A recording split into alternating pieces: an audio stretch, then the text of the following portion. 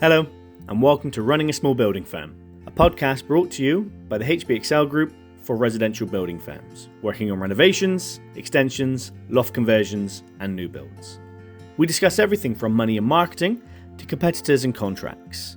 Here, we share advice and best practice, and plenty more. So welcome. So hello everybody, and thank you very much for joining us here today. I'm Joanna Mulgrew, and I'm Managing Director of the HBXL Group of software and services companies for builders. And I'm very pleased to kick off our first podcast in this series with none other than the founder and chairman of HBXL Building Software, Adrian Wild. So welcome, Hello. Adrian. Hello. Thank you for joining us today. It seems only right as we launch this podcast and offering advice to the residential building community that I talk to the person who set out to help that same community over 20 years ago. And I think it's probably fair to say that it's a community of firms, of small building firms, that sometimes is overlooked. And I hope we do you justice in our conversations over the coming months and the advice that we provide. So before we crack on, I thought I'd ask Adrian to give us a little bit about his industry background and how you came to be the founder of HBXL Building Software, as I'm sure there's an interesting journey there. Yes. Well, I started my career as an engineer, setting out engineer on large-scale building projects. Okay. Soon got fed up with traveling all over the country and decided that I wanted to set up my own building company. So I did that way back in about 1980 odd. And built several hundred extensions and about 80 houses in the ensuing period, often using the software. Yeah. So it's a business that grew and morphed then over time. Over what? How many years do you think you were in the building game? We were doing that for about 16, 17 years, I think. Yeah. Yes. And yeah, we grew to a big business in today's money would probably be a 4 or 5 million quid business. Yeah. Okay. So I guess you experienced a lot during the kind of 80s, 90s, again, probably economic turbulence and changes to the industry. I don't know, health and safety and subcontracting. Yeah, we changing. Had all the usual challenges with, various chancellors screwing up the economy, ERM, European Union, all this sort of. So, yeah, it was just as bumpy then as it is now. But although, to be honest, in my building company, I didn't really notice it. I was just so busy building. Yeah. So it must have been around 20 years ago then that you stopped running your building firm and transitioned into running HBXL Building Software. So what caused that change then? What caused you to change from running? Yeah, how did that happen? That's quite a leap, isn't it, from building company owner to software company? Yeah, the reason I'd been so successful, I think, was because I'd started to use estimating software almost from the very beginning of the business. I did a few estimates manually and very quickly realized this was a complete pain in the proverbial. And my dad actually was an accountant who'd helped numerous builders rescue their businesses because many of them were on the rocks, and he went in there to sort them out. So he said to me that you really need to get yourself a computer at a very early stage because you need to get your hands around the costs and your accounting and so on. So I did. I bought my first computer in about 1980, and it cost the equivalent of about £30,000. Wow! Yeah, what an investment! It was. It was a real. I must have been mad, but anyway, it really proved itself, and I was just winning virtually every job I quoted for. I was probably too cheap at the time if I knew it. In fact, I can remember my bank manager saying to me, "You need to put your prices up. You're too cheap." And I said, "Well, I won't win any work." He said, "Well, you try it." So I put my prices up 10%, and it made no difference whatsoever. I carried on winning just as much work. So there's a good message for you: use software, present properly, and you'll win just as much work, but you won't have to work quite so hard to earn that money. Yeah, I get price is a difficult one, isn't it? A lot of it is psychological. It's not just the numbers. It's having the confidence to win at the right price. Yeah. And we do lots of power hours at HBXL around this very subject, actually. So we won't go down that rabbit hole too much today. Presentation and accuracy is key. Yeah. Yes. Okay, carry on. Yeah. Sorry to cut you off there. No, that's fine. That's fine. Yeah. So I guess the crux of this session was about, do you think builders have got it easier today then? Do you think it's easier? In a nutshell? No, I think the actual environment is more complicated than it ever was when I started off. It was very straightforward. I think computerization, paradoxically, has made life far more technically orientated, and you need tools to help you beat that. But when I think back to it, we had the subcontract legislation that came in that made was very frightening at the time, actually, because I was employing about 40 people, and they were effectively saying you've got to employ. Sorry, I was subcontracting 40 people, and it effectively said I had to employ them all. So I didn't want to do that because it was too risky. Health and safety legislation came out, and nobody really knew the impact of it, but it was obviously a very important thing. So there was their challenges then, but today. What do you reckon? Is it easier? No, it isn't, because you've got all of those challenges. They're still very much in play. Health and safety is a particular problem. Accurate estimating is a real challenge because the numbers have become so large. When I was building, we were building for £15 a square foot or £150 a square metre. It's now 300. So, the volume of money at stake is very much higher.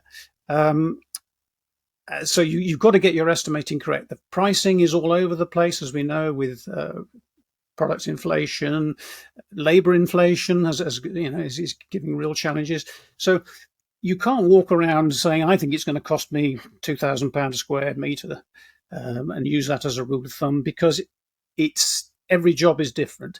The complexity of the construction has become more challenging. Architects There's certainly a lot more building technologies available, especially things like walling technologies we're seeing come across builders' desks. It's from our estimating service, Joe, that the jobs are very much more complicated generally, and some builders they use that because they just can't get their heads around some of the jobs that are coming. But in truth, the software will take on most of it. If the job is so complicated you don't understand it, I would say walk away anyway. But it is a more complicated environment. Planning legislation's become very tedious. It's more difficult now for builders to move into the housing game. It was quite an easy transition from me building. I think I was building, I can't remember now, probably 50 extensions a year, and that got quite complicated, obviously, with all the management of it. So it was great to move into housing, and that's more difficult to do now. So most builders will probably be building home extensions, doing renovations all their careers, rather than moving into housing, because it's too complicated, it's too expensive for a lot of people. And getting the finance, I guess, as well. But on the other hand, if you are of a mind to do that, again, you need to get your estimating correct, because again, the numbers are huge. Margins can be quite good, but if you get it wrong, you don't get your productivity right, you can really mess up. I mean, I can remember thinking, well, if I can build 8 houses a year, which nowadays I suppose would be 3 or 4 million, I won't make much money. But if I can build 10, I'll make a lot of money, and that's quite easy to lose that 10 or 15% productivity if you're not planning correctly. So not only estimating, but planning is critical to it all. Yeah, planning as in management, project management, keeping things on track. Yes. Project management. Yeah. Okay. So do you think technology then has got a part to play then in helping today's builder? Do you think? Well, absolutely. I mean, obviously, we sell software, so we want to say that, but it's an absolute fact. It is so complicated to do all these things that you need software. Otherwise, you're going to employ an army of people to do it and advise you, and all your profit will disappear out of the window. I mean, when I set my business up, I set it up as a design and build business because I was an engineer and I could use a pencil.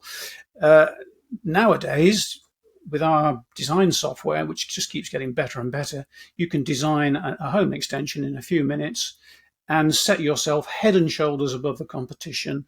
In fact, there probably won't even be any competition if truth be known, because you'll be able to present such a compelling story to the client that you're helping them visualize, I guess. You're helping them visualize the project when perhaps they might have only seen it in 2D in plan to this point, and suddenly they can see the dream in front of them. Yeah, and the great thing about it, Joe, is that, as you know, is that as soon as you've finished doing your drawing, you press a button, and a minute later out pops the complete quote, scheduling absolutely every bit of material, labour and plant that you need for it. So you haven't even got to estimate it.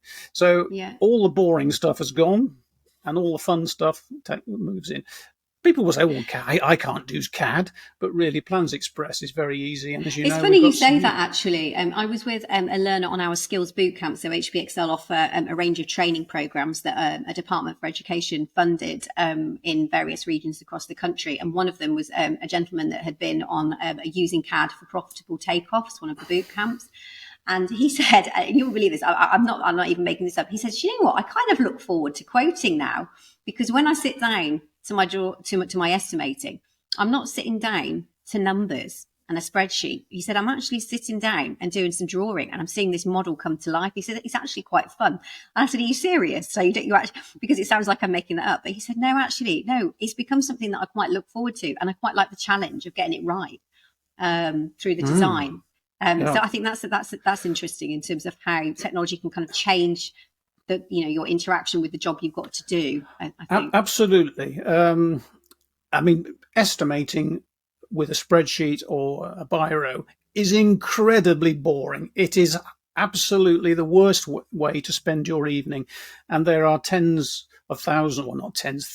of builders who spend every evening toiling over a job, trying to work out how much it's going to cost. And it just gobbles up your life.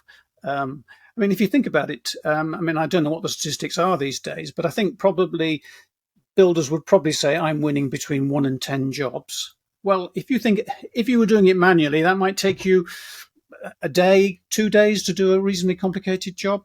So you're going to waste 10 days of your life just to get one job. You might be doing 50 or 100 estimates a year. Just imagine how much time and energy that saps out of you. But if you can use this CAD system, as you're saying, Joe, it makes it fun. It honestly makes it fun. Yeah, and I guess you can be kind of cross-checking as you go with the visual to make sure that you're estimating everything, because if it's not on the picture, if it's not on the model, I guess it is more complicated because there's lots more renovation type works that people are having to do. I think we see more loft conversions than, say, basements these days, but kind of loft conversions themselves. But I guess you can set those out in CAD terms. You can do. It obviously depends on the complexity. Sometimes they can become, horribly complicated if the architect goes bonkers with it.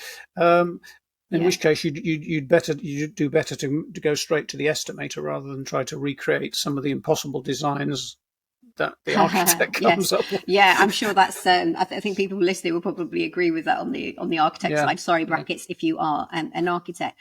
So I guess what would you say then to? I was going to ask the question. What would you say to your younger self about adopting software early? But I guess you kind of did that quite quickly, didn't you? Yeah. Well, as I said earlier, because I did a few jobs and thought this is so boring and tedious, and I'm never going to be able to scale this up. I took my dad's advice and got a computer very quickly, and it became a non-problem. It also meant I won a totally disproportionate number of the jobs in my town. I was speaking to the building inspector once, and I said, "How many percentage of the jobs do you think I'm winning?" He said, "Well, I think you're doing about 70% of the work in our town," which is crazy, really. Why? I mean, with hindsight, I should probably put my prices up a bit more. But, I had a very good margin, and I also paid my blokes very well. And the other builders didn't like me very much because I was raising the prices of the labour. But I didn't care. I was winning the work. I was paying the blokes well when I wanted them. And I guess they stayed pretty loyal then, I imagine. They did. When I picked the phone up, they came. Yeah. So sorry. I was just going to say, if you're charging the true value of the job and therefore able to pay your men/women, well, they are going to be they're going to be up for for working for you, aren't you? But if you are quoting and it's lean, too lean, there's not much margin in it, and therefore you're very tight with what you're able to pay your trades. There's That's nothing very in the game true. for them. Yeah, no, and it has a knock-on effect that your productivity, your rate of production falls if you can't get the blokes on site quickly. Yes. Yeah, because I guess if they're going to drop another job to come and work for you, if you know that, if they know rather you're going to be paid better, that they're going to be like, yeah, right, I'm there, Adrian, I'm coming, and they'll drop the other bit of work. Well, yeah, even then, before we had the Gantt chart within the software, I used to notify all my subcontractors of what was coming up in the coming weeks, so they knew to allocate a slot. Now, okay, in the real world, it might have slid left or right a little bit, by a day or two, but they had the time penciled out in their jobs, and I can remember them saying to me even then, "I don't know how you do it, how you manage to know exactly when everybody's going to be really on site." Well, to be honest with you, it's not rocket science. You've just got to actually do it and plan it, but the software does it for you automatically now. So it is actually a doddle. And I think I was saying to somebody the other day that, I think I said it just now, if your production drops by 20%, your profits will plummet. If you're turning over, you should be turning over $1 million and making 100,000, and you only turn 800,000 over, you're probably going to lose money. Yeah. Just because you've lost a day a week, say. Yeah. Which sounds crazy, doesn't it? But that's what happens. Yeah, and so that's, I guess, poor organisation or poor planning, and it's eating into to your programs. If every job this is happening on, and you can see how that would happen. You could see how would happen, and I think because obviously people are juggling multiple jobs, trying to be here, there, and everywhere all at the same time. Well, in our heyday, we had 15 extensions running concurrently, so as you can imagine, it was very, very busy. Managing all that, because to make money building home extensions and renovations, you've got to hack through the work. If you want to turn over $1 million, you've probably got to do 20 or 30 jobs a year. So that's a lot of planning, a lot of thought, a lot of organisation. Yeah. So back to that key question then, was about adopting software early, and I guess you got that sound advice early on. So if people are procrastinating about kind of going digital, and by the way, digital just means using software, everybody. I mean, we keep getting all these funky terms, whether it's BIM or digital transformation or whatever else. Really, it's just about using software in a joined up way to help me manage things. So back to my question, sorry, I'm rambling. What would you say to people procrastinating then, or taking their time? Well, just do it. Jump in and start using it. The first job might take you a day or two extra to do, but so what? Think about how many jobs you're going to estimate in the coming 6 months, 12 months, 5 years. As I said, if you want to do 10 jobs a year and you're winning 1 in 3 or 1 in 5 jobs, you've got to do 30 to 50 estimates a year. That's a lot of work if you're doing it with a pencil or a spreadsheet. If you're doing it with software, particularly if you pick your jobs, don't do all the horrible, complicated ones. Pick the jobs that you want by, looking at the job properly. You will only spend 50 or 100 hours. Think of the saving of time and money, and probably your own spare time. Because many of our builders used to say to me when I was speaking to them directly, I spend so many hours every evening into the early hours trying to do an estimate, which then, of course, leads to mistakes because you're tired. And that just goes. You get your life back, and you have the potential. If you go and see a client and you say, here's the job, it's going to cost £50,000, and he says, well, you're far too expensive, I don't want to do it. You do the sell, which you can do with all the information. If he says, well, I'm not prepared to pay, fine, walk away. You've only spent an hour or two of your life doing this. You haven't spent 2 days thinking about it. It doesn't matter. You can walk on to the next job, because we all know there's plenty of work around. The challenge is to win it successfully at a good price. So that's another spin-off benefit. That reminds me actually of another conversation I was having with another of our skills bootcamp learners. They were saying it gives them the confidence to be robust about their prices as well. Because if you're not quite sure that you've got it right, you're a bit more likely to be open to negotiation on price. But if you know the price is the price, like this is literally everything it costs, and these are my typical overheads. And if I'm going to make this margin, if I go any cheaper, I'm losing money. So you have a confidence to say, no, actually, when we can't have this negotiation conversation, or if it does need to be cheaper, what are we going to change? And I guess with our estimating service, what we're starting to see, because projects are becoming more and more expensive. I mean, we regularly get extensions that might cost £350,000. Yes, goodness. An extension costing 350, not a new build, an extension. So the client then comes back and says, oh gosh, that's more than I thought. I need to get it closer to 300. So, okay, well, what are we going to change then? We've got to look at the door and window quality, perhaps. We've got to look at this, the fancy staircase. We've got to look at not doing the garage. There's certain things then that you can discuss with the client to kind of roll back on and help them make an informed decision on, okay, if the budget only stretches so far, this is what we're going to have to change. Or I'm not going to decorate it. You've got to decorate it. I'm not putting the kitchen in. You've got to do that later. So you can kind of have a savvier conversation with your customer when you know the actual baseline. It's not that fluffy conversation. Well, I mean, the risk of a £350,000 job going wrong is very significant. If you're 10% out, that's 35 grand out the window. You can't afford to do that. You can't afford to give away that sort of margin with that amount of risk. So make sure you get paid. Make sure you get paid as well with a decent contract. Because you don't want to get to the end of it with a 10% due, and he says, "I'm not happy with something or other," and just not pay you. So having a very robust contract you can take him to court with is important. Of course, there's a solution for that, isn't there? Yeah, there is absolutely. That's our contracts expert software. But I think that, again, getting your payment profile right is really important there. I mean, we're straying into lots of business advice here, isn't there? But getting that deposit up front, if you possibly can, and having the payments loaded so that you're always on the front foot, I think, rather than trailing the client. You've really got to think about that. Yeah. So it sounds like technology is really going to be able to help today's builder. And I'm sure they'd imagine that we'd say that because we're a software company, but there are genuine benefits. But where do you think technology is headed next for construction and small building firms? If you had you've got a crystal ball, the HBXL crystal ball. What you think? We do have a crystal ball because we have a team of people working on software to help builders today, and they are busy building. I think it may even be more 3 new products. More automation of estimating using some clever assisted intelligence stuff. It's not just pure AI. It's better than that. We've tried AI and it doesn't really automated work. Madness. It can do, yeah. It's not as clever yet as they would like it, but we've got some stuff that's really very clever coming.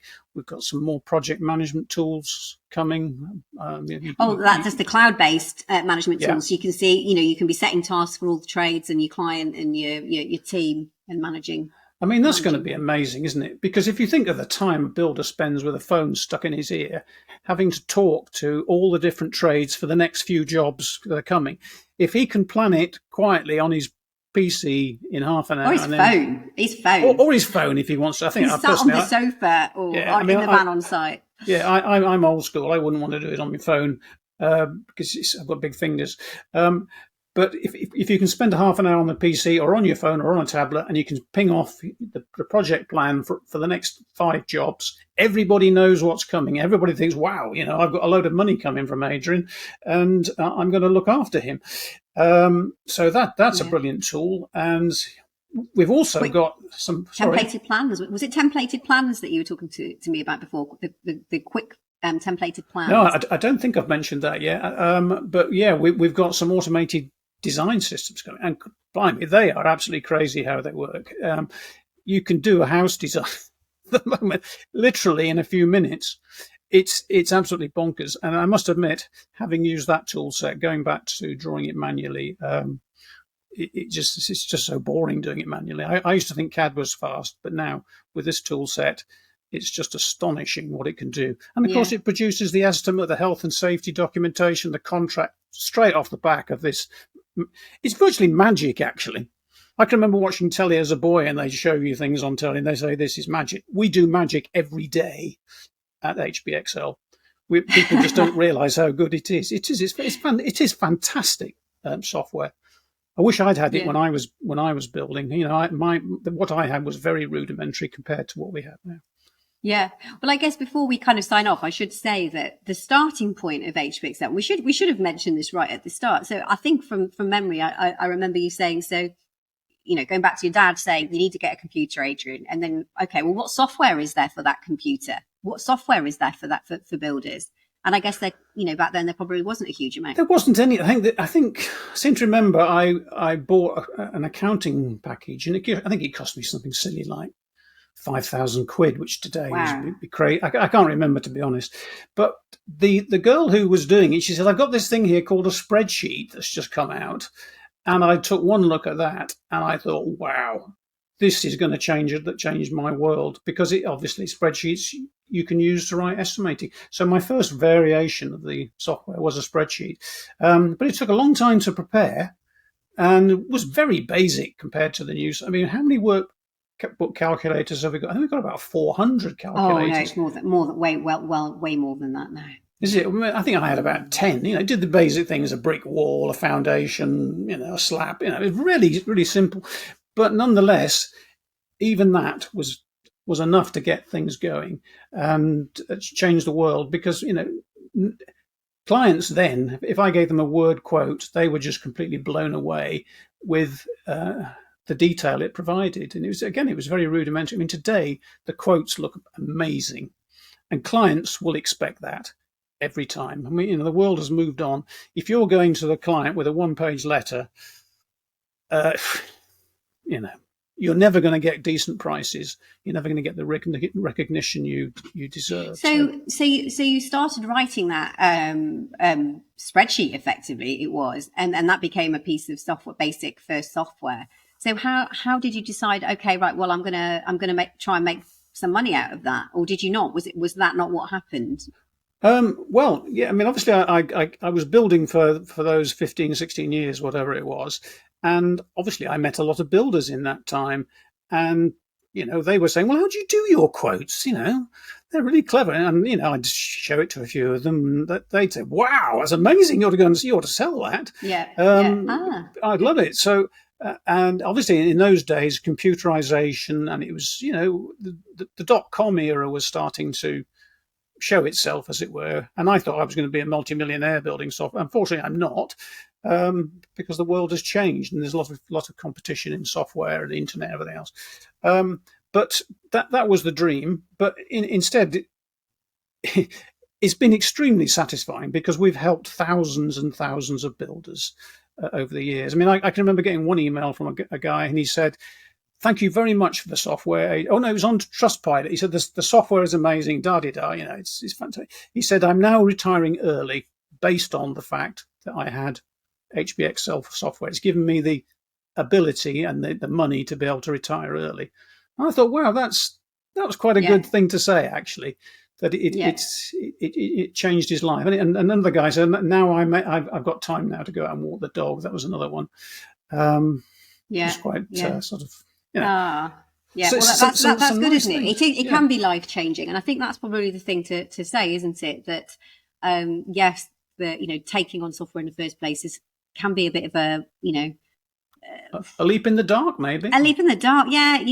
But you're in the dark anyway. You don't know what you're doing if you don't have these kind of technologies to help. For the most part, I think you're running things blind. Even when I set up, I was an engineer and I thought I knew what I was doing. I'd had a degree qualification, but I didn't know everything about building, in truth. But the thing about the Estimator Express toolkit is it tells you just about flipping everything there is to know about building. You don't have to know it. If you're a joiner, you know lots about joinery, but you don't know much about plastering or roofing or foundations or drains.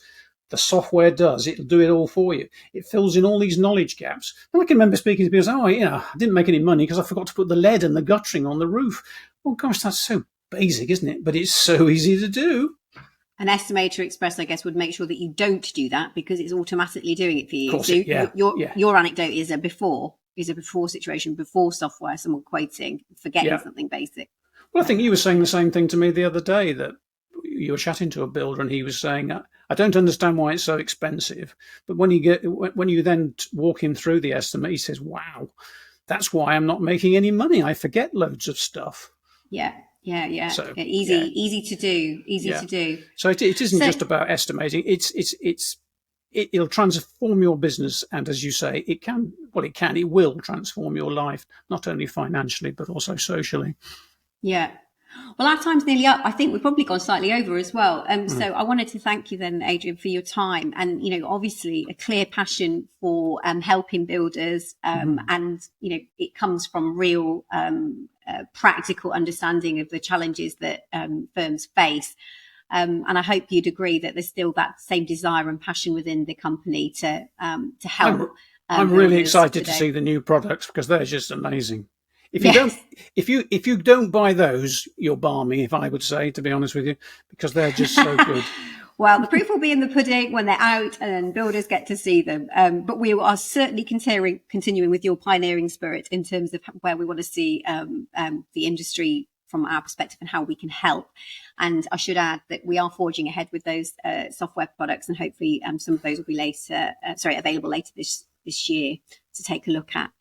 But as Adrian has said, it is really tough running a building company. Construction is especially tough right now, but that does in itself provide opportunities. There are a smaller number of construction firms because obviously post-Brexit, there's less tradespeople, there's fewer firms. COVID, I think, put pay to a fair number of firms, in terms of, unfortunately, perhaps some, a fair number going into administration. Construction does have an inordinate percentage of firms, of SME firms, that do go bust, unfortunately. So I think everything we've been talking about, getting the numbers right in the first place and getting paid, should help with that. And obviously SME, so that's small to medium sized builders, they make up the vast majority of the construction industry. It's some 90% of the industry is made up of SMEs. So you're doing a valiant job. So do harness the training, the software, the tutoring that you can get to help you improve things. It is a fairly lonely game in construction and running a small business. It's not like there's, you're going to sit down the pub with your competitor and chat business, are you? And share the current issues. But the HBXL community and the software solutions are here to help. So do take a look if you get time at the software. And if you've already got it, thank you. And if you need a bit of TLC from the team, do give them a shout. We've got all sorts of workshops coming up to help with your business and the software. And do let us know if there's any particular topics that you'd like us to cover during these sessions. And we will bring in experts in the relevant field to assist. Next time, I will be talking windows and doors with Kevin Morgan from one of the UK's leading manufacturers, Crystal Direct. He's got lots to say about the industry and where it's headed. So all I will say today is thank you very much for listening. We appreciate your time. Have a good day or evening whenever you're listening. All right. Thank you very much. See you guys. Bye. Thanks, Adrian. Goodbye. Bye.